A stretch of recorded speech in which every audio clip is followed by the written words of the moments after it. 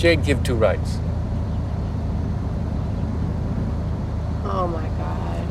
Hey everyone, Greg and Ryan here. There was no new episode of Twin Peaks this week, according to 99.9% of you, but we thought it would be a good idea to go back, look at all the major plot lines, and bring up some of our lingering questions going into the second half of the season. Now, before we do that, make sure to hit that subscribe button so you can stay up to date with all of our TV coverage. We got breakdowns for Twin Peaks, Preacher, and soon Game of Thrones. Caution, there are some spoilers ahead from the new season up through episode 8, and also a little bit from The Secret History of Twin Peaks, and Fire Walk with Me.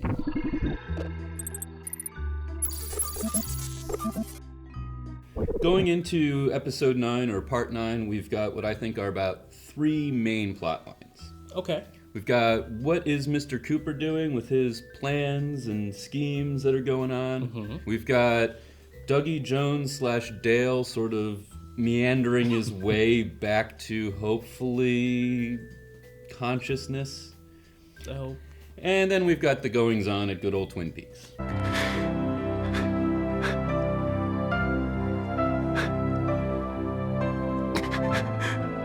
Man, brings back some memories.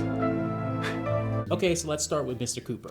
Okay, Mr. Cooper is on a mission. He's been very tight-lipped about that mission, but here's what we know so far. Major Garland Briggs is dead. His murder was orchestrated by Mr. Cooper using Bill Hastings, his wife, the woodsman, and 3 other people.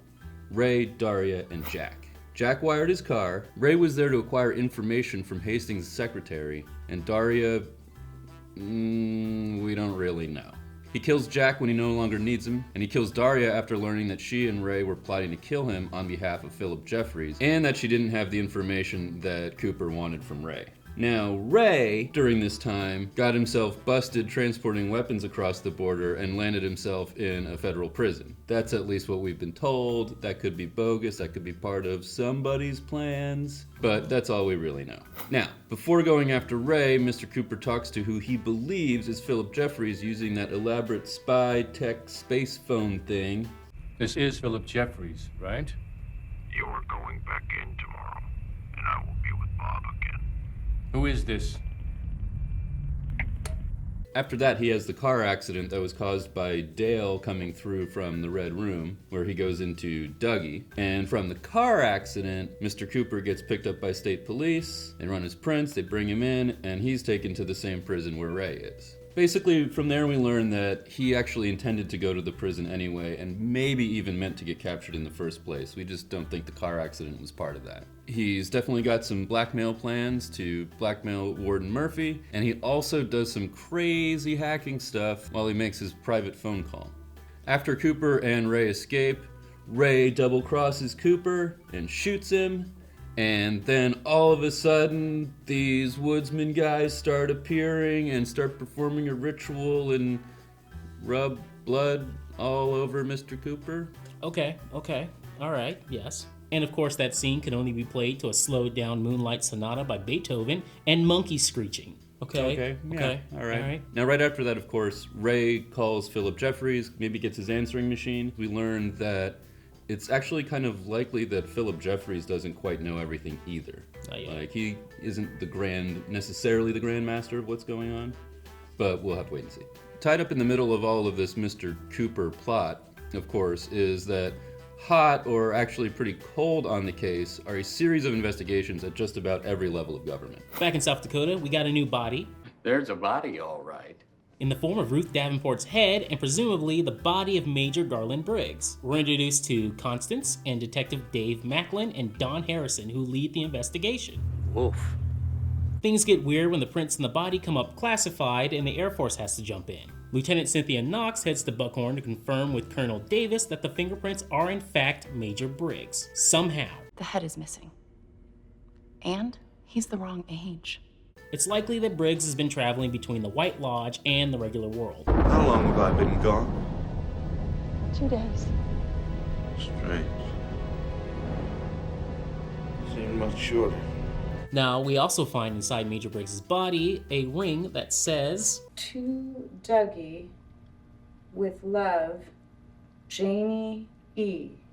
Meanwhile, when Mr. Cooper is brought in after his car accident, the FBI is alerted to Dale Cooper being found after 25 years. Back from the original TV series are the likes of Agents Gordon Cole and Albert Rosenfield, along with newcomer Tammy Preston, who appeared in Mark Frost's 2016 novel, The Secret History of Twin Peaks. Fuck you, Tammy. Now, Gordon and Cole can tell that something is wrong with Cooper from a misspoken word in a save phrase they share. So the trio enlists the help of the classic but never seen on screen Twin Peaks character Diane. They learn nothing from Mr. Cooper except that something is very wrong with him. Their part of the investigation, of course, is complicated by Cooper's escape. The next major plot line, of course, is the most painful one for Twin Peaks fans. Dougie.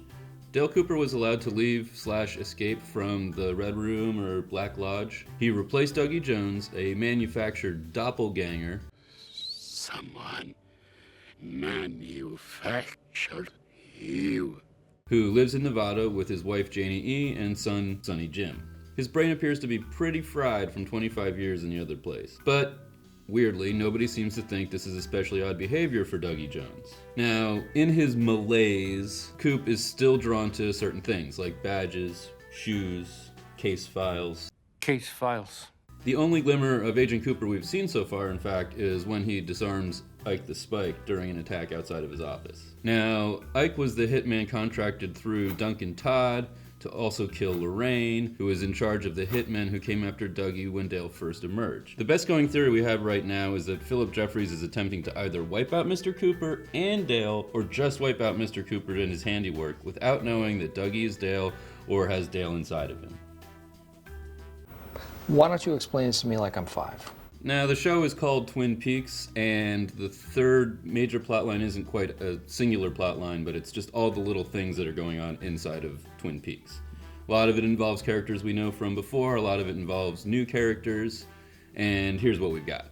Hawk has discovered 3 out of the 4 missing pages from Laura's diary. He also located the entrance to the Red Room, and Sheriff Truman is aiding in the investigation and has contacted Doc Hayward for information about Dale Cooper when he changed. Andy Brennan is currently investigating Richard Horne's vehicular homicide. Richard Horne has gotten involved with some serious drug dealers. Becky, Shelley's daughter, is likely hooked on those drugs and may be a new Laura Palmer, which is possibly corroborated by the appearance of Jean-Michel Renaud in a famous scene so far. Jerry Horne may have discovered the White Lodge in the woods, and the room 315 key is now in Ben Horne's possession. There's also a weird ringing in the Great Northern.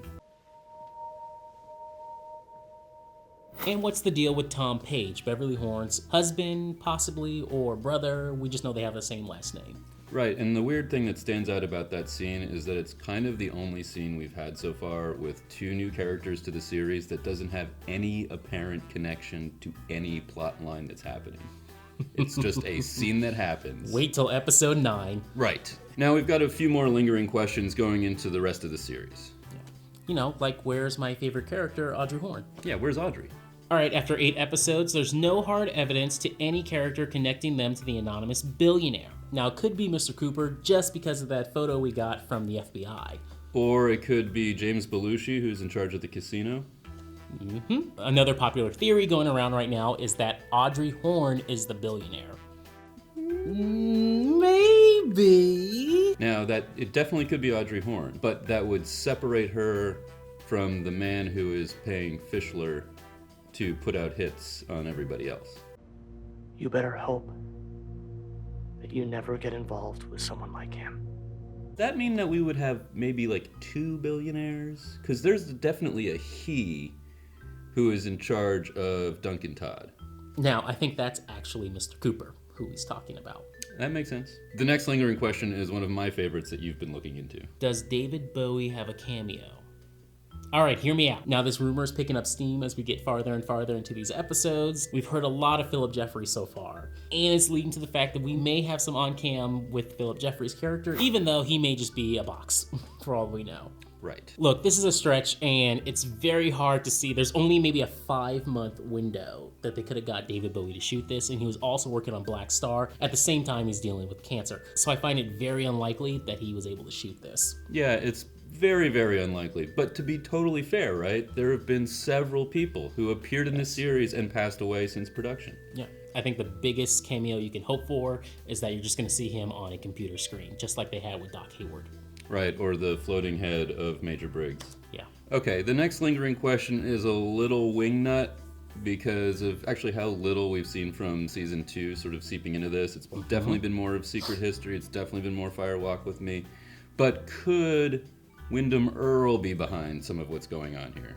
Earl was destroyed by Bob in the Black Lodge. I don't personally really think that Wyndham Earl is involved here, but there's definitely a few things to keep in mind from that part of the Twin Peaks story. First of all, there is another actor somewhere in this equation of the plotline other than Philip Jeffries. Because Coop talked to somebody on his phone from the hotel that he thought was Philip Jeffries and was somebody else. Now, could he be Tim Roth's character? We don't know. We're waiting to see where Tim Roth comes in. Also, it's worth noting that the phone that Cooper is using in that hotel room is very similar to one we've already seen previously used by Wyndham Earl. Also, Wyndham Earl was an FBI agent who worked on Project Blue Book, as did Major Briggs. In the series, he was searching for the Black Lodge, while Major Briggs was searching for the White Lodge, and both were successful. He was known for his interest in chess and chess analogies with what he did, but he also used playing cards. And my favorite sort of flimsy connection to Wyndham Earl is that he used a bonsai plant with a hidden microphone to monitor the Twin Peaks Police Department in season 2, and we've seen a bonsai plant in season 3. Okay, but what exactly is Mr. C doing here? Right, now we don't really have a lot to go on with what he's planning to do. We've just seen everything he's done so far. We know he's looking for coordinates that he was trying to get from Ray.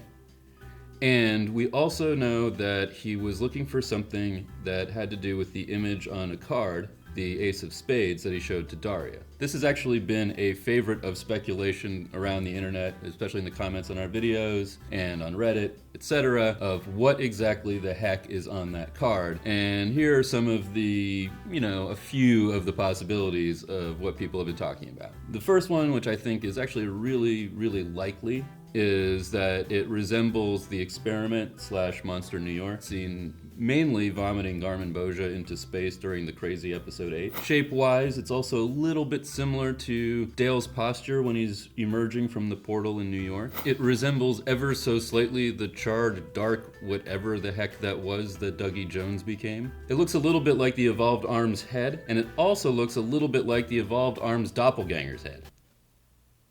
Was that a joke? Because you could just said the Evolved Arms head.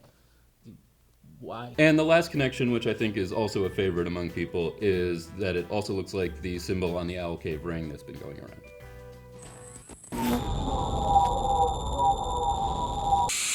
Thank you so much for watching, everybody. We hope you're excited for episode 9 as much as we are, or at least nervous about what's going to happen in episode 9 as much as I am. Yeah, who even knows? I don't know. If you have any of your own lingering questions, leave them in the comments below. And as always, you can hit us up on Twitter. Our handles are in the description. Yes. Take it easy, guys.